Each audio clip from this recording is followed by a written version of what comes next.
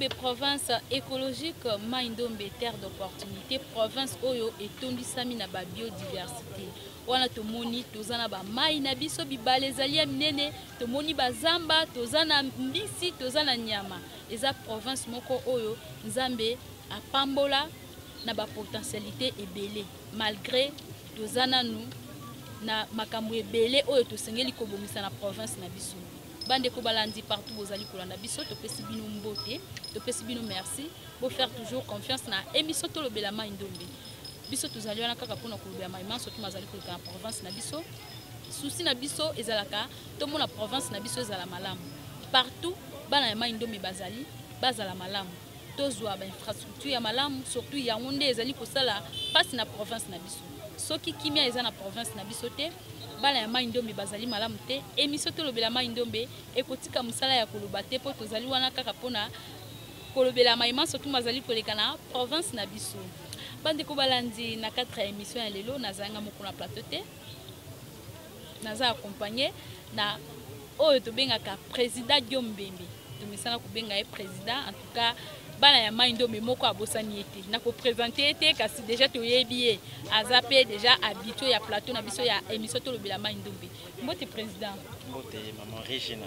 en tout cas la sepeli ko yamba na plateau na biso ya émission to lobela Mai Ndombe merci ngape de même nazana esengo ya kozala lelo na plateau na bino to lobela Mai Ndombe en tout cas par ça bien oui ça va comment on a déjà président Zana est bien oui ça va Dieu fait grâce tous vraiment Dieu fait grâce voilà en tout cas partout bana Mai Ndombe bazali to pesi bino kaka mbote émission to lobela Mai Ndombe ba porte na ngo ezali polele to yamba kabala nyoso to ya Mai Ndombe ozali na besoin ya koloba pona bolamu ya province na biso pona province na biso tambola malamu biso tozali wana to yambaka batu nyonso porte ya émission na biso eza polele ndeko Guillaume to ko bandana na actualité ya province po Mai Ndombe ndezalaka priorité na émission na biso effectivement to banana na actualité ya province na biso to moni moi mikolo minutu koleka awa même pas un mois il fallait basa la évaluation ya bureau ya assemblée provinciale to moni déjà mombutu ekoti ngambo mosusu baza kolinga ngambo mosusu baza koboya tozoyeba te soki déjà na niveau ya assemblée provinciale bokabwani ekoti avenir nini tokopesa na province na biso po ba débat oyo baza censé ya kolobela population baza déjà na bokabwani avenir nini tokopesa na province na biso. Et effectivement, à ce moment-là, on ne parlera pas d'avenir. Parce que l'avenir se trace lorsque va pèser aux responsabilités et on arrive à évaluer. Les députés provinciaux ont été élus par le peuple. Et ceux qui sont, parce que aux années bazar na 21 mais ils ne peuvent pas marcher en désordre. Ceux qui, par exemple, na kati pas na bango kuna na kati ya cuisine na bango bavandi ti babité. C'est pour que celui qui est là, étant que président de l'Assemblée, a aidé, à Sungato, à gérer. Baninga wana misusu wana maintenant en rapport na oyo ezali comme soubassement na bango, eza mibeko. Alors, ce qui par exemple mibeko et lobby et lokobo to sala yangote et lokobo il faut to sala. Mais vous devez vous baser na mibeko wana pour que mboke ke liboso to pour que province ke liboso. Mais lorsque les lois sont là, c'est là où moi je ne comprends pas. Lorsque les lois sont là, où ils ont soubassement, où ils ont réunir, où ils ont sa province, vous marchez sur ça. À ce moment-là, on ne parlera pas d'avenir. Parce que quelque chose qui est clair, on est universitaire, on est scientifique. Quelque chose qui est clair, prévu que, et l'autre tel, évaluation telle, nous devons le faire, je crois, de manière trimestrielle, 3 ou 4 fois par an. Alors, pourquoi, ceux qui les loyaux, balobi que non, voilà, tokosa la yangote. À ce moment-là, on ne parlera pas d'avenir. Parce que, vous allez voir que majorité, c'est-à-dire ceux qui constituent la majorité de l'Assemblée provinciale, bangonde muntu ba boyi ke contrôle wane sale. Balobi démarche oyo bango balande les amala muté eza démarche oyo yebani na kati ya Assemblée provinciale. Démarche yebana comment alors que cela est prévu par la loi? Maintenant, bango tout en étant député, ils n'ont pas ce règlement d'ordre-là à leur possession. Il n'y a pas de règlement de compte, madame. Il n'y a pas de règlement de compte. Ce qui est prévu, il faut le respecter. Peu importe les conditions, vous devez le respecter. Parce que les lois font diriger un pays. Les lois peuvent faire diriger toute une province. Maintenant, vous allez bafouer, vous allez marcher sur ce qui est prévu dans Mibeko. À ce moment-là, vous allez espérer à quel développement? Nous devons... Non, non, il va... Regardez, il va s'attendre à rien. Et rien de bon ne sortira de ces gens-là. Pourquoi? Parce que ceux qui, bazaki na moi minimum ya conscience, ya komona ke ok d'accord, tous 8 mandats au peuple à Pesibiso et na katia gestion na biso. Il est prévu qu'il faut tout ça la contrôle wana régulièrement. Ndengeza prévu na Mibeko. S'il y avait des hommes sérieux na katia assemblée provinciale na biso ya Mai-Ndombe, ils devaient se soumettre à la loi. C'est comme aujourd'hui, un président de la République ne peut pas marcher sur la constitution, maman. On peut parler ceci, on a violé quand on viole ou quand on a les intentions à violer la constitution, comme ça a été à l'époque, il y a président, ex-président Kabila, les sénateurs aujourd'hui. Comme ça a été à l'époque. Quand les gens voyaient que le président est en train de marcher sur la constitution, tu as vu combien de gens qui ont perdu leur vie pour Namakambona? Mais maintenant, la Soki Batu, au Baza censé aider province, ils ne veulent plus que contrôler Bango. À ce moment-là, on parlera que du vol. La gestion, il y a province, il y a assemblée, et dans la kati, il y a poche, il y a bateau. Et on ne veut pas qu'on contrôle, parce que si on contrôle, herba kanga batuna bambeba et kozala ba objet à ba motion. Alors comme la politique, le parti politique prime sur la population, parce que le parti politique prime maintenant dans Mai-Ndombe ou même dans l'ensemble du pays, le parti politique prime sur la population aux OP ça va député mandat. Les autres comme comment là ceux qui soit député élu na biso bazo initiative ya ko kotisa projet moko boye. Ngamo mosusu ceux qui va moni eza na défaveur na bango ba boyi yango. Mais c'est exactement ce que j'ai dit là. C'est exactement ce que j'ai dit. Je donne un exemple. Il y a autorité morale, il y a 5 à 6 députés. Ok, d'accord. Je reste chez moi, il y a un problème. Il y a assemblée. Mais je dis non. Et l'okoyo, de manière juste, il faut que ça l'angoboui. Mais pour l'intérêt à partir n'angaï, pas pour l'intérêt de la population. Mais pour l'intérêt à partir n'angaï, vous, député, vous devez faire ça. Mais à ce moment-là, si on doit faire ça pour un intérêt à partir à ce moment-là, quelle est la place de la population? Ou alors élection est à la carte? Ah mais c'est exactement ça. Ou alors élection est à la carte. Qu'on mette les gens comme ça, à ce moment-là, ces gens-là peuvent faire la volonté. Il y a une autorité morale. Qui parler des élections où on sous-entend qu'il y a eu l'argent décaissé pour l'élection, la population s'est mobilisée, s'est coupée corps et âme pour aller élire. Et à la fin des comptes, vous bafouez tout ça, vous marchez sur ça. C'est vraiment là, on ne s'entendra pas à quelque chose de bon. D'après le président Guillaume Bembe, pour nous, élu du peuple, l'évaluation, on déjà moins intention à non, non, ils ont la intention à mais ils ont qu'à continuité à médiocrité. Parce qu'il reste une année, non? Il faut que cette médiocrité-là règne. Si, na fin, il y a 2022 ou début 2023, au mandat, on a 5 ans aussi là. C'est-à-dire, règne, on est banda qui na médiocrité na début, ça doit aller ti na souka. Soit comme na souka, et que tous peut-être classe politique, on peut peut-être revoir. Moi, Bablo, on soit Mike, Oyo, Batu, Bazana, Mayele peuvent comprendre ça, et bah ça la volonté, il y a population. En tout cas, bah ça la volonté, il y a population. On les alliés, priorité na biso na province na biso. Bah élu du peuple na biso, boz à la place, il y a population.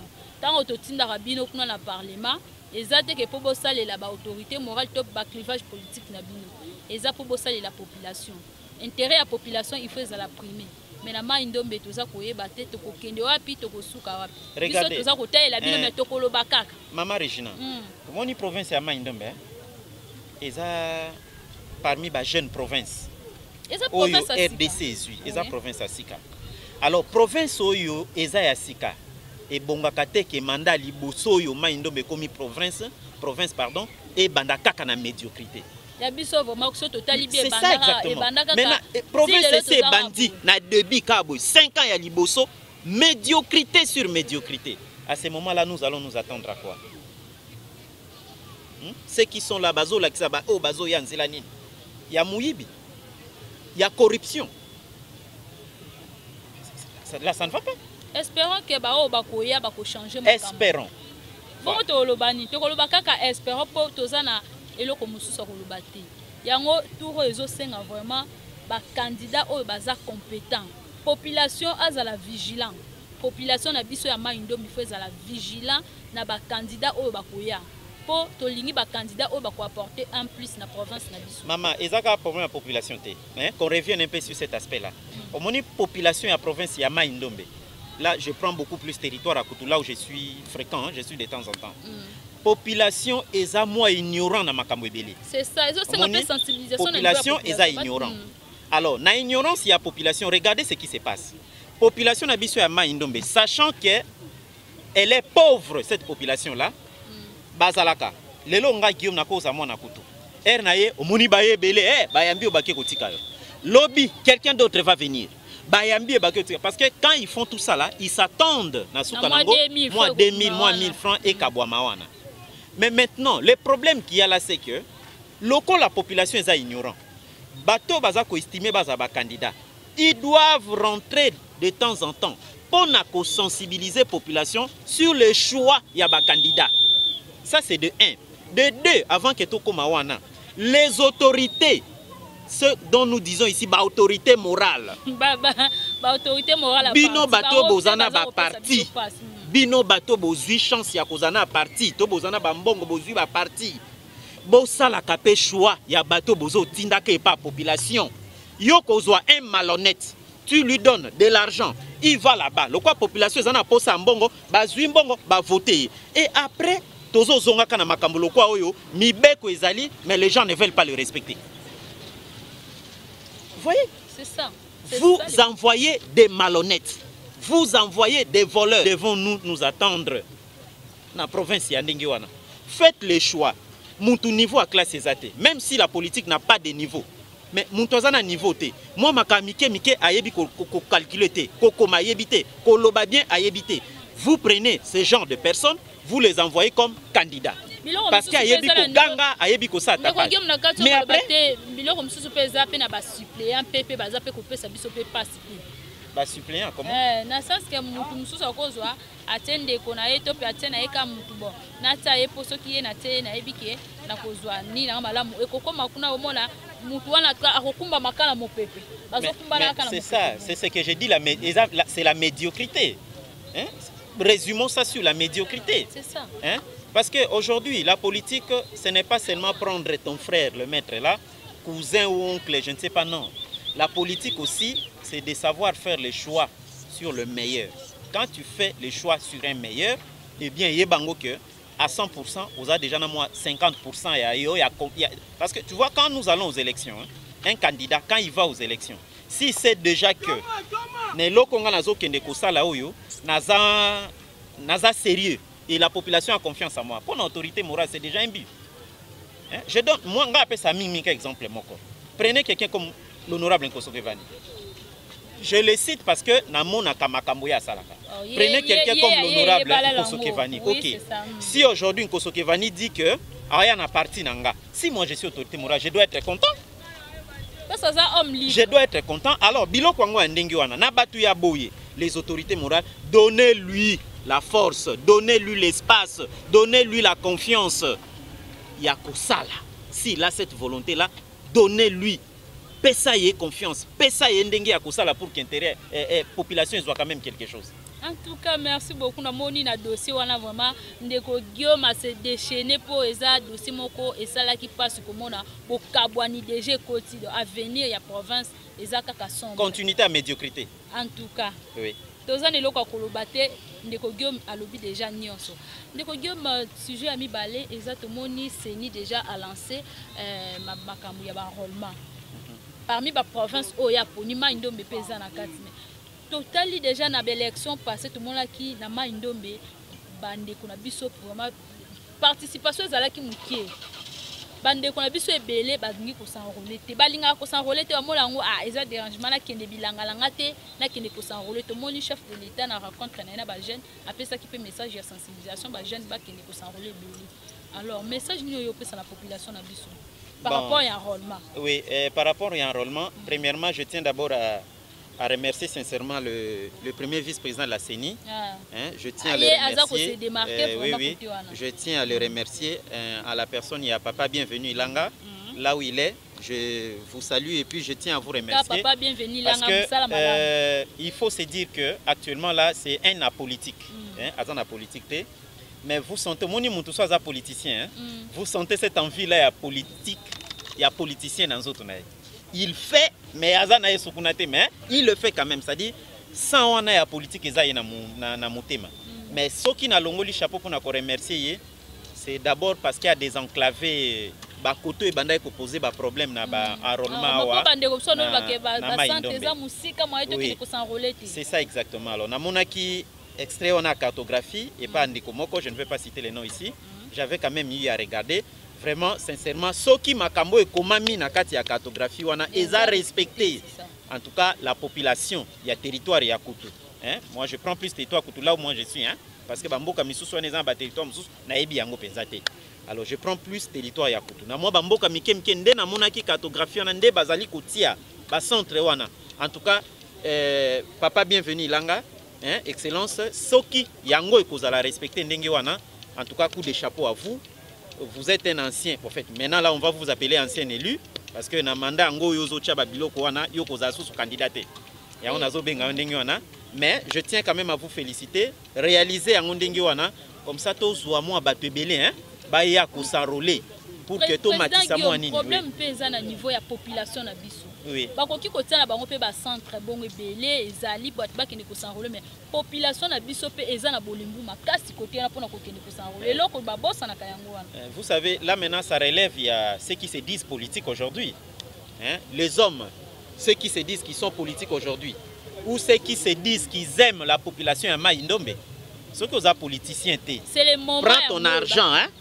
Ça la voyage qui est dans Mboka, allez y sensibiliser nos frères et sœurs en leur disant que centre yangoyo herbalobi kende kozwa carte yo boyi OK bilanga po yana mwa kwanga nayo ya 2000 5000. Mais alors la question que moi je vais poser ou la question que moi je vais vous donner pour que boke ko poser bandeko wana ezanini awa yozo sacrifier 5 ans mubimba pona kwanga mukolo moko. Allez, ceux qui ont lié kwanga ne sili ozui carte te. Air population na yoto, territoire na yoto, pe cité na yo. Ezu et lutter. Bokomi ko mona kapasio bozo mona tisiko. Vous allez dire que makamona bango na etala rabisote, bango so bake. Ce n'est pas ça. C'est le moment. Ya koyebisa batuke. So balobi ke to komi kozwa carte. Okenda kandopo tikanano. Okenda kabilanga tikana. Kende kozwa carte. To bakisa, c'est-à-dire to komana ba nombre ya ba enrôler ebele pour to espérer qu'on soit plus de sièges. To zwa moi ba bateau ba siège, c'est-à-dire na linga les alokola moi bisika ebele otokotia ba député na biso. So kibino bolobi OK. Ba cheni ni bino biboke bilanga. Boke bandopo po bana bazola nzala. Mais à ce moment là biloko na bokoya, bokoli yango mukolo moko. So boli yango esili. Maintenant après, vous allez pleurer. Biso aboy, biso botela biso. Mais muto akotala ngonani parce que yo muto esengela ki opesa bango pouvoir wana oboyi kozwa carte. Mais skoyo, muto akopesa bango pouvoir wana pour que bamba tala si mais pas na bino nani. Donc c'est à nous ceux qui se disent politiciens, le temps est là. Calendrier si ebimi, enrôlement je crois banda le 23 décembre. Dans la province où ils ont banda enrôlement, il y a aussi le Maïndombe. Parce qu'il y a la province où il y a Kassai central et qui est dans le mois de février. Mais dans décembre, janvier, le 23, je crois le 23 décembre, le 23 janvier, Maïndombe est là-dedans. C'est le moment. Tout quand on a côté, pour l'obito ya ko lubaka ba n'importe quoi na ba nini ba micro awa alors que base on pesa kana na Kinshasa te za kuna na mboka.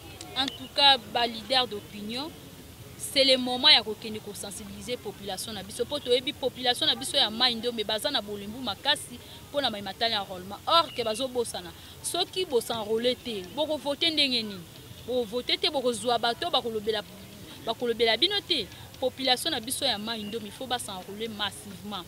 Comme papa bienvenu langa déjà asali musala malamu batie ba centre malgré moi bankoko sa mike ça mais en tout cas mbala oyo toza sur population na biso ba ko s'enrôler bazali sous na raison ya kopesa te bazali sous na raison ya kopesa te population bokende ko s'enrôler po bozwa ba candidat ya malamu territoire à kuteza munene à chacun selon moi point na ye ozaka influent na kutu kenemba na kutu ozaka influent na nyoki loba kuna na nyoki ozaka influent na bokoro kende bokoro na tolo kende na tolo po mutu moko akosa tour wana nyoso te peut-être ba moyen koza muke mais chacun de nous oyo azana souci à province c'est le moment. Ndeko Guillaume pardon la kati malobate surtout territoire Kutu l'élection est année passée l'élection eleki Kutu azalaki vraiment na faible. Azalaki na sema kasi population votaki makasi. Oui c'est ça exactement. C'est ça du cas ya enrôlement population elingaki ko s'enrôler te. Et ça vraiment dossier o tosengeli ko marteler sur yango bande ko na biso o baza ko aspirer na politique ba kende ngonga yango ya ko kende ko sensibiliser population na biso e ko zala malamu mingi. Moi je pense que biso déjà na décembre on sera déjà là avant même que ba date yango na ya ba enrôlement on est banda nous on sera déjà na décembre pour tout mais capé ko sensibiliser à la veille wana pour que les gens comprennent pour que ba ke ko zo ba carte na bango le plus vite possible. En tout cas ndeko Guillaume tolobi mingi na makambo etali population makambo ya province ko to kokotana ndeko Guillaume Mbembe ye moko.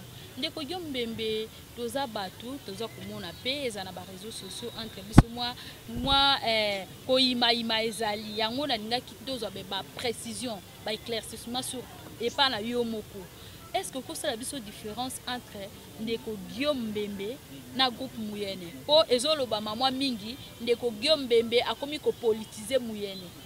Différence nini eza entre yo na Mouyene? Maman Regina, la différence est claire.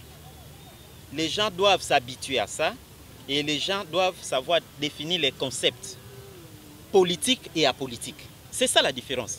Ce qui Ndeko Guillaume aza politique, Mouyene za politique. Yo za la politique. Mais il y a un lobby. Ce qui Ndeko Guillaume a lobby aza politique. C'est-à-dire il tient à être candidat, il tient à postuler. C'est qu'il est politique. Mais Mouyene za politique. Guillaume Bembazo Chonate. Comment la Guillaume Mbembe a commis que ça s'accaparer na Mouyene on dirait je ne m'accapare pas na Mouyene. Maman Regina, n'a pas ça exemple moko Mouyene wana yo zo mona wana Mouyene ya biso wana ezana ba président ebele. Presque chaque cité à Mounene et territoire à Koutou, ils ont un président moko. Guillaume Bembaza ko s'accaparer pourquoi? Pour quelle raison?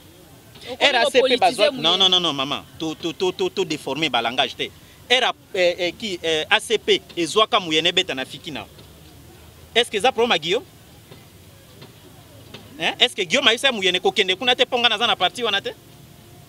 Ah wanga na lancer mbela na télévision que Mouyene ezo kende tourner. Tosengi na ba parti politique o ba moni ke ba ko accompagner Mouyene ba ya sans parti pris muto ya koloba OK d'accord talanga na lobby na accompagner tourner wana Mouyene qui soit de l'ACP qui soit d'Aposem qui soit de quoi de Sinarc qui soit de ceci c'est là où ADRC à Papa Néron Lomeka nous allons accueillir ce qui a Ndimia et Biso. À ce moment-là Guillaume réagit pas comme un politicien mais comme un président. Les gens doivent faire un effort pour distinguer la casquette ou ami balioan. Parce que pour la cause du président Mouyene, il a qui cité qu'il faut tomber du ciel. Non. Et ça pour ma volonté. Bah sacrifice on a. Yo posé une question au gagnant na Mouyene. Mais je vous ai dit que je dépense même plus que ba ongana oyoko loba comme pour gagner wan. Oyaki na concert moko na. Vous avez vu les choses comment ça s'est passé. Yo moko yo ah makambolba une émission, c'était vrai au Muniango. Et tous ces problèmes qu'il y a na ba musiciens kuna na ba daraso bazo benga. C'est nous qu'on envoie les messages. Nous devons contribuer pour que les musiciens à un hôpital, Abima, tout ça, on est en train de dépenser. Hein? Alors, ceux qui m'ont politisé, moi je ne politise pas Mouyene. Mouyene za Mouyene, Guillaume Bembaza, Guillaume Bembe. Ceux qui ont Mouyene, ok, tournez na yo, Zoa Bango, Kende. Vous ne verrez pas Guillaume Bembe vous mettre les bâtons sur les roues. Mais Guillaume Bembe, et que ça moi compliqué pour yo osana aspiration politique. Les ceux que le bilan au mutu na politique peut Ndeko Guillaume obimi comme candidat. Guillaume Mbembe n'est pas un égoïste. Okosuka ndenge nini na Mouyene. Le président de Mouyene, cela n'a rien à voir avec la politique. Et moi je ne suis pas égoïste. Moi je ne suis pas comme Omoni, c'est ça les défauts à Maindombe. Mutema mabe, linkunya. Kosala kabaninga ba makanisia mabe na mutu. Je ne suis pas là dans vos histoires là. Guillaume Mbembe que vous voyez là, il est soit politicien et Mouyene eza politique. Ce qui ozana ata parti au babo makabatu. Olbe ngozo Mouyene qui est tourné. Toko pesa yo bango mais toko signer ba clause en tenant compte il y a règlement d'ordre intérieur. Il y a groupe nabiso, c'est que vous devez respecter pour que groupe qui côté yozo lingawana. Ça n'a rien à voir ndeko nangai. Mouyene wana na ba élection passée et kindaki na batu belé. Ba Mouyene toyoka banzembo ya ba président Abdon na ba Mouyene ata yango shona wana toyoka ba papi nyango toyoka bango toyoka vie na biso nani qui comment il s'appelle encore Mundia Musengo ka bango ba embela nzo. Maintenant vous voulez dire que le vieux Abdon Mundia Musengo Papa Néron Lomeka na bato na nyonso wana ba on peut ba politiser moyen. Non, laissez que les gens soient libres na ba côté baza. Ce qui est politique est à politique, ce qui est politique est politique. Je suis leur président, je n'ai rien à voir na makambo politique pour que se mixer na moyen. En tout cas, moyen eza politique Guillaume Mbembe azana e politique mais politique on peut toza komona oza kopesa couleur na yo te. Siko tango kokende na base na yo na population ba ko voter Guillaume Mbembe kaka ye moko indépendant soit okota. OK, là maintenant je vais revenir sur un fait. Je vais revenir sur un fait très important. Je vais revenir sur un fait très important. Je vais demander que Ndekonabiso azo sa réalisation. Si il faut aborder le point mais toi atterrir na point où j'accepte. Mais après ça biso mo atamuke. Je vais aborder un sujet très important maintenant là et je voudrais que Batba yo kangai. Maman Regina, ce que je dis là, monto ya koza contre ngo c'est kaza ndok ya province. Ah, nane. Oui, aza muloki ya province, bato bazo maudire province wana. Je l'ai dit et je le répète. Avant que tozala na territoire à Koutou, tozana no bana ya République démocratique du Congo. C'est ça. C'est ça notre pays. Et to na République démocratique du Congo, biso ba o toza ba originaire ya province ya Mai-Ndombe. OK, tout en étant à province ya Mai-Ndombe, banga yo naza originaire ya territoire ya Koutou. À part kozala originaire territoire ya Koutou, nga Guillaume nazali originaire ya cité moko na kati ya territoire ya Koutou. À part kozala originaire ya cité, nazali moi no yazana kati ya famille. Olandi beta pona nyonso na lobiana. Est-ce que ces étapes là na ngam tu na fondé yango? Non. Alors nous devons respecter le principe. Nous devons respecter les principes qui sont visibles. Guillaume Mbemende yo lobiana azana nuna couleur politique claire ou ya. Oui mais écoutez. Non. Voilà, ne citez pas Guillaume Mbemende ceci cela, attendez l'adhésion. C'est ça ce qui se confirme. J'arrive.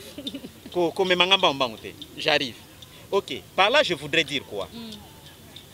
Pour qu'on parle province Yama Ndombe, il faut que chaque territoire travaille d'abord. C'est ça. Territoire na territoire. Territoire na territoire et travailler nanu. Nalanda ki na groupe Mokoma Ndombe News, on a monaki ndeko nanga Neftali, na pesi mbote côté Azali. C'est aussi un jeune conscient. Mais qui est en train de dire que tout royo biso bana inongo, il faut voter honorable à Nice. Il a dit ça clairement. C'est-à-dire que pas na bango kuna na territoire ya inongo, ba monike honorable wana Nice asali mingi. Ezaka po na territoire na bango te. Même ensemble la province. Tout monde kaya lobaka, tout monde kaya sala. Il est dynamique. Honorable à Nice azapé parmi ba. Voilà, ba lui au bazo travailler. Nous n'allons pas dire non, c'est vrai. Mais bango lokwa circonscription électorale na eza kuna na nini? Na inongo kuna. Bango ba monike, il faut ba pesa ye chance. C'est pour qu'il ne représenter Bango, pour qu'il l'obéla Inongo, pour qu'il l'obéla province Yama Ndombe. OK, mais vous ne voulez pas que cela se fasse dans le territoire à Koutou. Pourquoi? C'est-à-dire que chaque territoire doit donner le meilleur de lui-même. C'est-à-dire que ceux qui, par exemple, dans le territoire à Koutou, je ne suis pas dans la partie à territoire à Koutou, mais je dis la vérité. Ceux qui territoire à Koutou, ils en ont 2 ou 3 parties, ou même parties moko. Bana ya Koutou, il faut bozanan wana. Oui, bo pesanan exemple na partie wana. Pourquoi na lobi boy maman? Leloyo, je prends un exemple. Nga Guillaume moi na territoire ya Koutou. Autorité morale nanga auta na bolobo. Apesinga ba moyen na ye na ke na sali campagne nga Guillaume na bimi député ya territoire ya Koutou, mais oyazo zwa ben injonction et pas autorité morale oyazo na territoire ya bolobo. Confusion la confusion. OK, toke maintenant côté ya projet moko boy monani. Projet wane monani, yé autorité morale a ebisinga bi projet oyo, il faut kende na territoire nanga. Nga pe na ebise na bité, projet oyo, il faut y na territoire nanga place nini nga naza élu. Entre un candidat qui a été financé par une autorité morale, na autorité morale qui a financé le candidat, Mouta ko gagner procès wana. Mouta financé qui candidat. OK. Projet Longwe, si c'était moi, le cas de moi Guillaume qui vous parle, ce qui est Zakawana, c'est-à-dire projet Longwe na territoire à Koutou, nga élu à Koutou, mais projet Longwe na territoire à Koutou et que na Bolobo. Prenons que projet Nezali hôpital ya Mounene et que na territoire à Bolobo. Ça c'est un exemple à part. N'a eu deuxième exemple. Guillaume Bembe prend une autorité morale ya territoire ya Koutou. OK, projet Moko Ebimi. Je donne un exemple. Na kata territoire Koutou ba cité Zali. Nga moi na Koutou, cité Koutou, autorité morale, moi na peut-être ya cité ya je donne peut-être Nyoki. Ok, d'accord. Projet bimi. Autorité morale abisinga bon. Moni le quoi projet yawa biso nyoto yaba na territoire akutu. Mais na moni projet yo ekende na mboka nanga nyoki. Ngana yise na bité. Projet wane ko ke na mboka no nyoki te po chef lieu ya territoire na biso eza cité ya kutu. Projet wana ekende na centre ya cité ya kutu. Comme ça to ya kotala ba cité muso après. To ça débat na autorité morale. OK, autorité morale a longi parce que yé mutapesa kimbongo. Projet wane ke na cité ya nyoki. Bon, dites-moi, maman, yo pesanga réponse. Muntu moko abeli na cité ya kutu. Na place yo bakoye ko memaye na nyoki. Place wapi hôpital wana ke. Na place il faut ba memaye na bolobo. Place nyeleki mulai. Bolobo eleki mulai. OK, bolobo eleki mulai. À ce moment-là, na sa ici population na nani. O ba pesanga chance wana sa ici ba nani. Ndeko Guillaume macho kiti do poto lo bakake. Ndeko Guillaume pona ye malgré ozana nous position soye banate soki komi kotisa na lingomba politique mo boko kota kaka na ezala no ezana si ya makolo na yo parce que n'oubliez pas na ba kota wana ya ba résolution akati wana territoire ya mai ndo mendi fo ebimisa gouverneur ça nous devons le savoir na ba kota wana ototi ko respecter otozo aka bato plateau na inongo wana otozaki na gouverneur Mputu Paul adjoint na ye nani Jackson azaki muntu ya plateau to respecta ki kota wana. Alors tout royo côté zongi na territoire akutu. Mais OK d'accord, soki biso tozana ba obédience ya ba parti politique o eza territoire akutu te.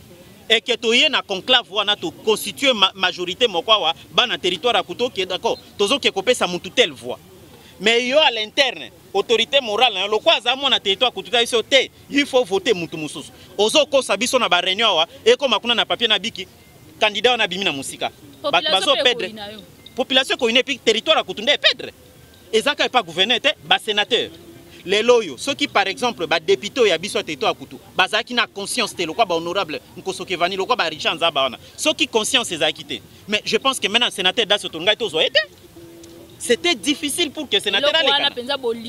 Mais c'est ça exactement. C'est-à-dire que nous devons prendre les nôtres à cœur.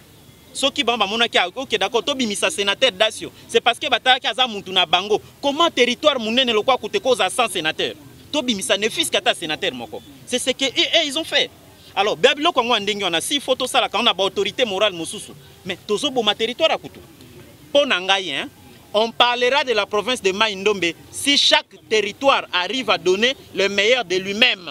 Parce que vous n'allez pas me dire que candidat à mon akutu, batu ya bolobonde bakoye bae koleka bana kutu. Non. Batu ya inongo bakoleke koye bana koleka koye bae koleka bana kutu. Non. Candidat ya kutu ayebani na mabele na ye. Qu'il soit sérieux ou pas, bangonde bayebi. Alors tika population epesa ba meilleur ya kati ya territoire nango pour que bangonde baya ko former assemblée provinciale wana o ezo réunir député à Outikoto c'est avec ces 21 députés là qu'on parlera province de Mai-Ndombe. Mais que dire aujourd'hui que territoire mususu il faut y a couper sa injonction na territoire mususu qui est na territoire mususu biloko wana ko mema biso na désordre ya autorité morale bazo décider allez kuna na kati bozo ko kasi ko appliquer ata ba texte apamba te population pas ça se retrouver. Mais c'est ça exactement crise ngo ezokota ndeni c'est parce que les autorités morales sont ailleurs bazo pesa ba injonction allez population za ko empathie. C'est ça le problème. En tout cas ndeko Guillaume Mbembe biso tokozela kaka tomona position na yo. Bandeko prenons le président de l'Assemblée provinciale au Yabiso. Obédience politique na boye biango na tanga na bakomba bato te boye biango. Ceux qui ba député on a ba boya qui contrôle wana salima, c'est parce qu'ils sont de là. OK, nos députés provinciaux Yabiso ko banko soki ba Richard o bazo lela na que loko wana salamité. C'est parce que injonction outil likolo. Et loko wana biso lingango te faut boter les melango. Ba téléméliango mais c'est toute la province qui empathie. Les autorités, autorité morale, bino, bozo boma, que chacun s'occupe d'abord de chez lui et ensemble, toya ko bimisa ba député pour l'intérêt ya province ya Mai-Ndombe. Les 21 députés qui vont constituer le noyau, le poumon à ce moment-là, il y a province de manière générale. Mais pour le moment, on doit d'abord rester sur le plan territoire, cité et puis bandé natanga kiwa. En tout cas, ndeko Guillaume, je pense qu'on nous a clair. Biso tokozela ka to mona position na yo po to ndimite ko kokita na terrain. Ndengo za ko se prétendre à la candidat sans couleur politique. Population eza kozela yo, population eza ko s'attendre na yo. Komi pesa bolam na yo. Biso pe to ko sepela ozala ka ndenge oyo zali o po bino so boke kuna population pesi yo voix. Population. Non, non, moi je ne suis pas bon fait de s'inventer, je ne voudrais pas faire les éloges. Ceux qui ont population, l'avenir nous en dira plus. Mais c'est ça exactement. En tout cas, je pense minute si tu comme une souka émission na biso. Moi message à Mouké en tout cas ba jeune na biso ya Maindo mais baza ko finga on a ba réseaux sociaux. Tous comme en tout cas bon mais ko conseiller population, ko conseiller pardon jeunesse. Jeunesse ça ko finga makasi. Ndeko gyo mozana no makasi oza parmi ba jeunes wana. Mais conseil ne couper sa jeunesse na biso. Non, non, en tout cas ma finga eleki. Oui, ma finga eleki et nous devons quitter cet esprit là. C'est ce qu'on appelle dialelo hein. C'est-à-dire le mal il y a population il y a biso ba jeune alelo ezani. Soki nazwaka moi 10 francs et pas honorable abdon. Ça dit ma bé honorable abdon tolingi subalo bangote. Mais à ce moment là toko bongisa province ngo ndenge nini. Oya azwaka moi 10 francs par président et même mongo. Alingi ata baloba te kosa elokwa rien. Soki ba lobby et alokwa donc ba bomi toko bongisa province ndenge nini. Ozwaka moi 10 francs par oyo olingi ba critiquer yete. Yo lingi loba ke autorité morale na zaka 5 makamio ça zaka kitoko. Message en tout cas pour la jeunesse pour quittons cet esprit là. Soki ozwaka moi eloko kuna garder yango pona yo. Aider ye azala mutu ya malamu. Soki azosa mabe pesa et conscience et nini conseil. Soki pas azosa malamu ou applaudir ye. Mais rester dans les qui a fait ça tiaza biloko n'est important. Quittons cet esprit là, considérons ba mikolo bazali boso na biso pour que tu espérer province à Sika. Batango ba ko remplacer batouana biso yo. Parce que so biso déjà to bandi na mafinga. C'est pour qu'on s'attende à quoi?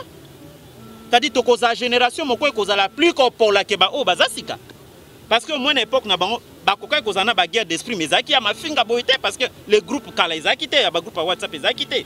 Mais maintenant là to ye to komi biso no so place moko. Mais to komi kofinga. Des politiciens makasi bazana ba réseaux sociaux. Oh ba yebi mingi bazana réseaux sociaux. Ce n'est pas bien. Quittons cette distraction là. Conseillons nos autorités morales pour qu'ils reviennent sur ba valeur ya malamu. Et vous aussi les autorités morales, ba o ya confiance, bo pesa bango chance wana pour que ba ke liboso pour que tu espérer tous la province ya Sika na 2023.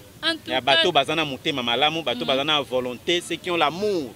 Il y a coupé ça un petit plus pour que la province Nabiso et que Liboso. En tout cas, merci beaucoup Ndeko Guillaume Bembe. Tout le bien est belé, mais il y a belé, je pense, tout quoi invité au cas dans l'émission Nabiso, tout le bien, il faut ma camba pour le Isa est belé. Nazananga. Na correspond à l'invitation. Jeune Nabiso, en tout cas, beau dosé nan. Ma finga il est qui trop. Eza malamuté. Liboso, merci. Mais en janvier, vous verrez Ndeko Guillaume na au sein à partir. Adhésion. En tout cas, tout conseil là. Émission Komina Souka. Bolanda biso na Central TV chaque vendredi à partir à 15h10. Rediffusion est chaque dimanche à partir à 14h. Ngala bino tokutani balayasi.